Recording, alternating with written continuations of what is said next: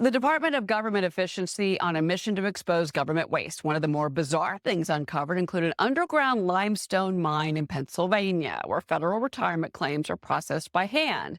It also found Boeing overcharged the Pentagon by 8,000% for soap dispensers last October. But Democrats are losing their minds over all that's being uncovered, calling them threats to national security. Maria spoke with Chair of the House Republican Conference, Lisa McClain, about this on Sunday Morning Futures yesterday. Watch. And that's why you see the Democrats losing their mind, because we're actually uncovering all of this waste, fraud, and abuse. And they're losing their minds. Why? Because we're uncovering it. And they're actually advocating for us to continue the wasteful spending. There's a lot of fear-mongering right now that's going on. Listen, I believe that there are a lot of savings and efficiencies that we can find before we have to touch mandatory spending. But let's not confuse savings with cuts, and let's not confuse reforms with cuts. Our goal is to make sure that we give the money and the programs to the people who need it most. Sure. I'm hard-pressed to believe that government runs so efficiently that there's not any savings that we can find. Joining me now, Heritage Foundation and Heritage Action President and author of Dawn's Early Light, Taking Back Washington to Save America, Kevin Roberts. Kevin, thank you so much for joining us this President's Day. It's always great to speak with you. You know, one of the things about what she's saying, Democrats losing their mind, but I think the bigger question here is when DOGE continues to expose waste and fraud, that's one thing. They can lose their mind about that. Common sense prevails. But the bigger question is going to be when the cuts that are going to be proposed to the federal government, if you're going to hit that $2 trillion mark, are actually going to be put down on paper.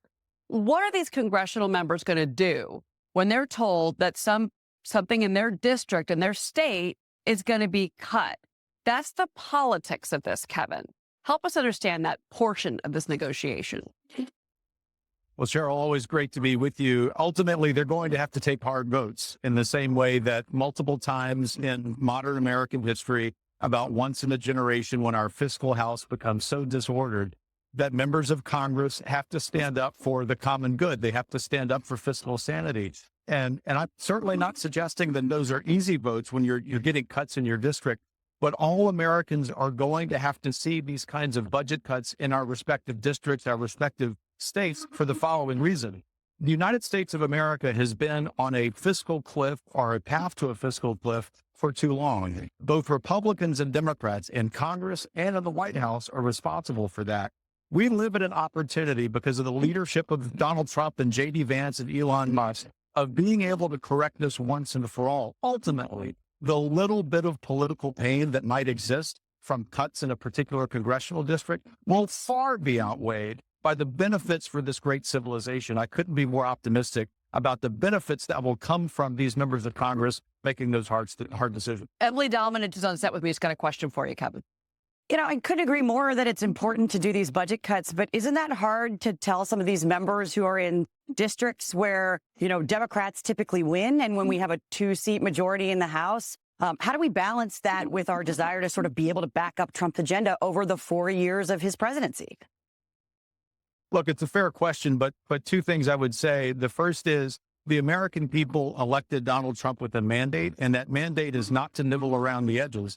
The mandate happened because Donald Trump was unabashed in the clarion call he has to save American civilization first and foremost by restoring common sense. And part of that common sense is fiscal restraint. But the second point, which goes to the heart of your very good question, yes, there may be some politically difficult decisions that members of Congress have to make, especially if they're in swing districts. But I will submit to you, there are far more swing districts held by Democrats that are in danger because they continue to express their fealty to nonsense than there are Republicans in swing districts who I think are very capable as individual members of Congress of explaining those votes if they do the following, and that is tie their vote to this revolution of common sense, this restoration of America that's happening before our very eyes. As you can tell, I'm real optimistic about what happens when politicians talk about an aspirational vision for their people, everyday Americans who for too long have been subjugated by the nonsense of elites in Washington. Yeah, no, I certainly agree with that sentiment. And certainly you hope that these members, when push comes to shove, are going to maybe, support the broader goal here, which is to shrink the size of the federal government, since we've got $36 trillion in debt right now, Kevin. So you recently penned an op-ed for the New York Post about making the government great again, but great by turning President Trump's reforms into law. Tell us more about kind of what the goal is of this op-ed here. The goal is to make sure that members of Congress are putting into law, they're codifying the substance of the great executive orders we've seen from the Trump administration.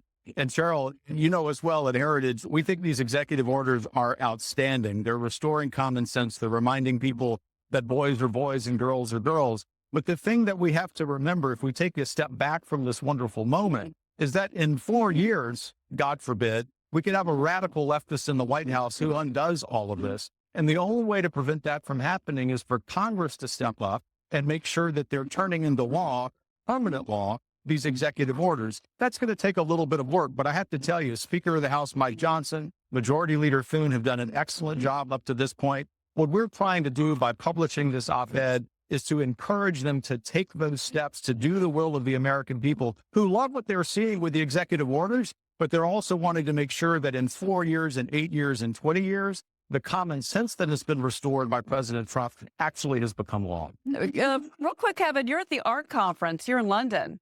I'm curious what the read is over there with regards to all of the different moves that happened over the weekend, in particular, the reaction that you're hearing about Vice President Vance at the Munich Security Conference last week. We know that there's an emergency meeting today now in Paris with European leaders because they're, well, a little bit rattled by what they heard from J.D. Vance last week and also from Secretary Hegseth. What are you hearing on the ground there? Well, ARC, as you know, Cheryl, is the anti-Davos. So there are 4,000 people here who are ready to displace the power of the elites, and they're all celebrating the wonderful words of Vice President Vance.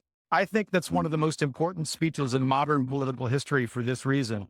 It gave a much needed and long overdue reality check to European elites who continue to tell us how to live our lives. And they love to wag their fingers at the United States and tell us what we need to do for the sake of our people. J.D. Vance and Donald Trump are restoring order, not just to the United States, but to all of the West. And everyone here celebrates what J.D. Vance had to say, as they should. Okay. Real quick before you go, just real quick, a word on GOP leader Mitch McConnell. He's getting a lot of criticism from Republicans because he voted against a lot of President Trump's cabinet picks. Your reaction? It's apparent to me Mitch McConnell loves Vladimir Zelensky more than he does Donald Trump.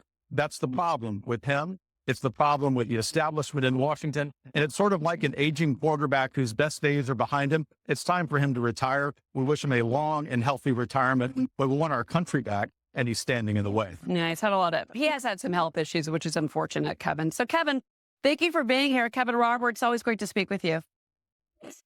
Thanks, Cheryl. Take care. All right, have a good